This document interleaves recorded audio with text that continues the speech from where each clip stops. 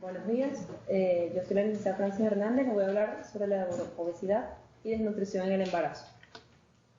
Los temas que vamos a tratar son el embarazo, en los estados fisiológicos, vamos a tratar la antropometría del embarazo, la obesidad, la desnutrición, los requerimientos que deben ser utilizados tanto como sea en nutrición o en una paciente normal y las recomendaciones nutricionales que se deben ajustar a los distintos tipos de pacientes que vamos a tener. Se denomina embarazo o gestación al periodo de gravidez que transcurre en el útero desde la implantación del óvulo fecundado hasta el momento del parto. Dura aproximadamente unas 40 semanas desde el primer día de la última menstruación o 38 semanas desde la fecundación. Se va a dividir en dos etapas dependiendo del grupo. La primera mitad se van a dar en la mujer unos cambios que se denominan cambios anabólicos. En esta etapa materna es donde el cuerpo de la madre se prepara para aumentar el volumen sanguíneo, el oxígeno y se prepara para el aporte de nutrientes al feto. Después de esta etapa tenemos la segunda mitad del embarazo, donde va a constituir los cambios catabólicos, es decir, es donde la madre va a liberar estos nutrientes y esta energía que es necesaria para el crecimiento del feto. La fase anabólica materna es la que va a durar desde el inicio del embarazo hasta la semana número 20. Va a haber un aumento del volumen sanguíneo, mayor gasto cardíaco, van a aumentar los depósitos de grasa, nutrientes y glucógeno hepático, va a haber crecimiento de algunos órganos maternos, va a haber un aumento del apetito y una ingesta de los alimentos, lo que nosotros catalogamos como un equilibrio calórico positivo, es decir, donde la madre va a ingerir lo adecuado para las necesidades que está presentando el momento. Va a haber una disminución a la tolerancia del ejercicio en cuanto a estas madres, y un aumento en los niveles de hormonas anabólicas. La segunda fase es la fase catabólica, va a ir a partir de las 20 semanas de gestación. Hay movilización de estos depósitos de grasas y de nutrientes para precisamente aportar los nutrientes y lo que necesita el feto, aumento en los niveles de producción y volumen, niveles de glucosa, triglicéridos, ácidos grasos en sangre, disminución de depósito de glucógeno hepático, aceleración del metabolismo en ayuno, aumento del apetito y ingesta de alimentos, aunque esto puede disminuir o frenarse al finalizar el embarazo. Va a haber un incremento en la tolerancia al ejercicio por parte de la madre y aumento de las hormonas catabólicas. En cuanto al agua corporal, tenemos que en la mujer embarazada va a captar grandes cantidades de volumen de agua. En total, el líquido o la cantidad de agua de la mujer puede aumentar de 5 a 10 litros, donde dos terceras partes es líquido intracelular y una tercera parte es extracelular. La mayor de esta cantidad de agua es lo que va a ocasionar lo que llamamos una dilución de la sangre, donde se puede presentar la anemia fisiológica en el embarazo. Más que todo, se dice que esta dilución fisiológica puede originar un descenso del 20% de la hemoglobina y de aproximadamente un 15% del hematocrito. También puede verse dilución de los nutrientes y minerales que se presentan. Para obtener los datos antropométricos de la mujer embarazada se tienen distintos indicadores. Uno de ellos, los más importantes que vamos a atacar, son el peso pregestacional, el índice de masa corporal, la estatura, la ganancia de peso que tiene la mujer durante todo el periodo de embarazo, la circunferencia de masa corporal y los pliegues.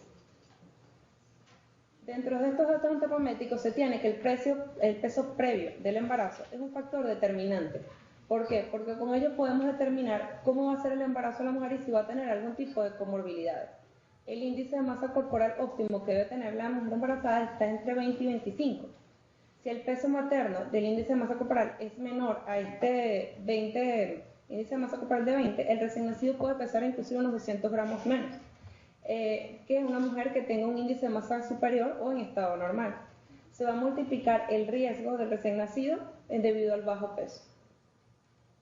El peso previo es difícil de precisar porque muchas de las pacientes que tenemos no tienen esta capacidad o no se pesan constantemente, así que no todos manejan con regularidad este peso. Permite estimar riesgo inicial de resultados adversos. En las mujeres con déficit nutricional está relacionado el bajo peso al nacer. En las obesas hay un mayor riesgo perinatal y riesgos obstétricos. Esto, al manejar el peso previo, nos permite estimar y recomendar requerimientos apropiados o suplementos en dado caso de ser necesarios, dependiendo de la situación nutricional. No existen puntos de corte para este peso, el peso pregestacional menor a 40 kilogramos está relacionado con un mayor riesgo de bajo peso al nacer para el feto.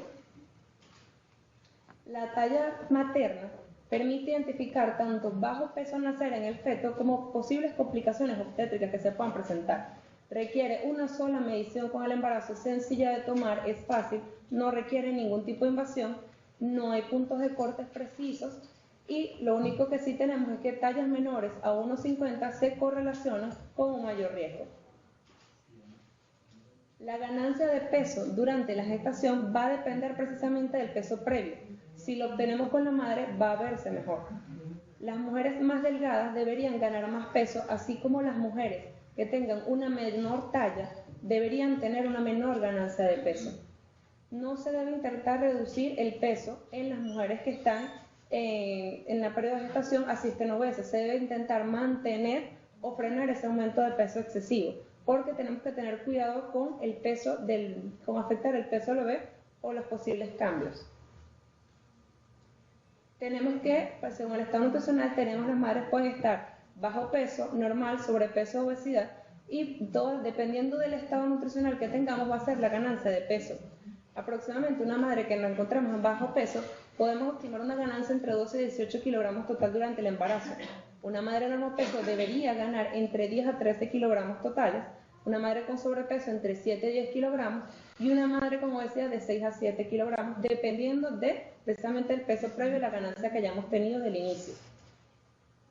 La ganancia de peso es muy sencillo de obtener, ya que es una comparación que se tiene desde el primer peso que se toma en la madre hasta cómo se vayan relacionando en los controles nutricionales. Es sencillo el estrés nutricional, da impresión general del crecimiento fetal, no diferencia entre el peso de la madre, el peso fetal y diversos componentes, es una de las adversidades que tenemos con este patrón. No existen patrones únicos, va a depender de simplemente la tabla o de la referencia que utilicemos dependiendo de la población. En cuanto a la antropometría, un peso general que ganan las madres, el peso más recomendado es el de 12 kilogramos, tenemos que un 3.5 de ese kilogramos aproximadamente es el feto, 2 kilogramos representan el útero, el líquido amniótico y la placenta, 1 kilogramo está representado por mamas, 4 kilogramos esta ganancia en depósitos grasos y 1,5 kilogramos en líquido para más o menos extracelular. La ganancia de peso en el primer trimestre es más lenta. En el segundo trimestre vamos a tener aumento en tejidos y reservas y se acelera en el tercer trimestre en el mismo tejidos y reservas. Podemos utilizar muchas gráficas para precisamente catalogar o diagnosticar a las madres. Una de las gráficas más utilizadas que tenemos acá para el incremento de peso es la gráfica de Rosso y Mardones. Es utilizada en toda América Latina porque relaciona el peso a la talla según el normograma. Nos representa a las madres en zonas de bajo peso, normopeso, sobrepeso y obesidad. Las contraindicaciones o las limitaciones que tiene esta tabla es en adolescentes, ya que no solo se debe estimar el aumento que tiene la madre, sino también la etapa del periodo de crecimiento. No incluye a mujeres mayores de 1,75 de altura, por ende mujeres con talla alta no pueden ser medidas en este patrón, y los pesos extremos mayores a 100 kilogramos en las mujeres no pueden ser utilizados acá, ya que las tablas no grafican. Okay. El índice de masa corporal, tenemos el índice de masa corporal tanto pregestacional como el índice de masa que vamos a ver obteniendo durante las distintas mediciones durante el embarazo. Es útil para pronóstico y seguimiento de la madre. Tenemos las gráficas de Rosso y Mardones, Atalá, Castillo y Castro. Independientemente de la gráfica que se utilice, el aumento recomendado de la madre en cuanto al índice de masa corporal puede variar entre 5 y 3 kilogramos por metro cuadrado según el inicio que tengamos de la madre, es decir, según si inicia el embarazo en etapa de desnutrición, normopeso u obesidad. En índices de masa corporal pregestacional muy bajo, es decir, debajo de 19.7, tenemos que, dependiendo del trimestre, vamos a tener una ganancia, aproximadamente primer trimestre de 2.3 kilogramos, segundo y tercer trimestre 6.4 kilogramos. En un embarazo normopeso podemos irnos de 1.6 a 1.8 kilogramos en el primer trimestre de ganancia y 5.7 en el segundo y tercer trimestre. Pero en madres con índice de masa corporal muy alto, por encima de 26.1, la ganancia de peso en el primer trimestre debería estar estimada en 0.9 kilogramos y de 3.9 kilogramos en segundo y tercer trimestre. La obesidad en embarazo. Tenemos que la obesidad es una enfermedad crónica que se caracteriza por una acumulación excesiva de tejido adiposo en el organismo. Este trastorno obedece a distintos entes, a interacción multifactorial generalmente tanto de la parte cultural de la madre, de factores sociales, conductuales, psicológicos, metabólicos y genéticos. La OMS catalogó la obesidad en 6 ítems. Tenemos la desnutrición, índice de masa por debajo de 8.4, peso normal 18.5, 24,9 y sobrepeso 25, 29,9. Después tenemos los distintos grados de obesidad, dependiendo de donde arranque la madre, es donde vamos a hacer las pautas nutricionales. La obesidad se asocia frecuentemente a periodos de infertilidad y a complicaciones obstétricas y fetales. Grandes de esas complicaciones las vamos a dividir dependiendo. En la etapa del embarazo se va a presentar intolerancia a los hidratos de carbono y la presencia de diabetes mellitus. Aumento y van a haber infecciones urinarias, hipertensión general, generalmente anemias, litiasis y trastornos del sistema venoso. Las complicaciones perinatales de la obesidad tenemos malformaciones congénitas en el feto, parto prematuro, infecciones o riesgo de parto normal, trabajo de parto y obtención del producto por cesárea. En el puerperio tenemos infecciones urinarias, infección de la herida quirúrgica, endometritis y tromboflebitis. Complicaciones que se van a ver en el producto, van a verse neonatos que son generalmente macrosómicos, puede haber una excepción donde incluyamos neonatos que tengan bajo peso, riesgo de muerte en los mismos fetos, traumatismo en el parto y aumento de incidencia de morbilidad y mortalidad materno-fetal. Las complicaciones tardías podríamos catalogar la potencialización de obesidad en el embarazo. La desnutrición lo tenemos como una disminución tanto del peso como del índice de masa corporal en la madre como resultado de o un consumo insuficiente de alimentos, un deterioro en la utilización o diversas enfermedades que puedan presentar las madres que llegan a los centros asistenciales. La desnutrición puede dividirse en la etapa aguda o crónica dependiendo del tiempo que tenga la madre en el periodo. Las causas de pérdida de peso que podemos tener durante el primer trimestre de embarazo tenemos causas psicológicas. Generalmente tenemos adolescentes, madres solteras o embarazos que tengan embarazos no deseados, madres que no hayan planificado este embarazo. La desnutrición, tanto por falta de recursos económicos que la madre no tenga para adquirir precisamente la alimentación adecuada, o desinformación, ya que no todas las madres tienen la información adecuada de qué deben comer de acuerdo a la etapa y de acuerdo a su condición social. Náuseas y vómitos que causan una pérdida de peso mayor a 1.5 kilogramos. Tenemos una de las causas que más tenemos en el hospital, la hiperemesis gravídica. En el segundo y tercer trimestre tenemos una reducción en la cantidad de líquido amniótico, enfermedades que puedan tener preexistentes en la madre, retardo en el crecimiento intrauterino y malformaciones congénitas. ¿Cuál es el objetivo de nutrición durante el embarazo? Tanto en las madres con desnutrición, obesidad y madres que tengan un peso normal, es lograr una óptima distribución del peso al nacer de acuerdo al menor riesgo obstétrico que pueda presentar la madre y neonatal posible. Asegurar la nutrición óptima antes, durante y después del embarazo, tanto en el feto como en la madre. Especialmente reducir la tasa de obesidad o evitar que esta madre se nos complique y llegue a una obesidad mucho mayor. Disminuir la mortalidad obstétrica. Lograr un crecimiento óptimo del feto. Asegurar en el feto depósitos de nutrientes necesarios para su primera parte de la infancia.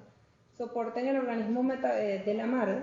Asegurar un adecuado flujo de leche de lactancia materna precisamente para después del parto. Mantener la salud de la madre tanto en el embarazo como en el siguiente periodo de lactancia. Los requerimientos de la madre de una mujer normopeso de una mujer normal, según el Instituto Nacional de Nutrición, se puede tener que se debe estimar de acuerdo a las kilocalorías necesarias que cubren las necesidades de la madre de acuerdo a su edad y a su condición, adicionándosele 263 kilocalorías. Esto va a variar dependiendo del estado de nutrición. Otro método que pudiéramos utilizar es un método donde es sencillo, donde se estiman las calorías dependiendo del kilogramo de peso que tengamos a la madre.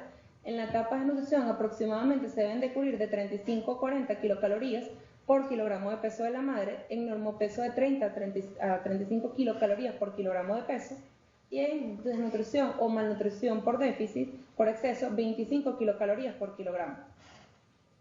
Los requerimientos de proteínas van a estar aumentados en esta etapa. Se debe adicionar aproximadamente 12 gramos al día, teniéndose un rasgo entre 1.1 y 1.7 gramos por kilogramos al día, de acuerdo a la edad de la madre. En adolescentes tenemos que tener mucho cuidado en madres desnutridas en adicionar la proteína necesaria para el propio crecimiento de la madre. Entre los 15 y los 18 años de edad se estima 1.5 gramos por kilogramo día, y a partir de madres menores de esta edad, de 15 años, se tiene que 1.7 gramos por kilogramos al día. Los requerimientos de carbohidratos van a variar aproximadamente entre el 50 y el 60%, estimando un 10% para carbohidratos simples o azúcares simples. Esto va a depender si la madre puede consumir estos azúcares simples. Si tenemos una madre con las complicaciones como diabetes mellitus, no podemos adicionar este tipo de carbohidratos, por ende nos basamos en carbohidratos totales. Es indispensable en las madres que no presentan este tipo de problemas que tener un mínimo de 175 gramos de carbohidratos para cubrir requerimientos fetales de glucosa en él. Los requerimientos de grasa van a estar basados en 30% del requerimiento calórico total. Esto se puede ajustar a la madre según la condición. Los requerimientos de fibra entre 25 y 50 gramos al día, de hierro 30 miligramos al día, de ácido fólico 400 microgramos al día. ¿Cuáles son las recomendaciones generales? Debemos cubrir todas las calorías y necesidades de la madre, sobre todo energía y proteínas, para poder satisfacer todas las necesidades en cada etapa. Los carbohidratos complejos deben basarse entre el 50 y el 60%, dependiendo de la condición de la madre, un 10% de azúcares simples. El sodio debemos tener cuidado, sobre todo dependiendo de la patología o de cómo esté la madre. En una madre no debe ser menos de 2 gramos al día, pero esto se va a ajustar si hay alguna patología presente.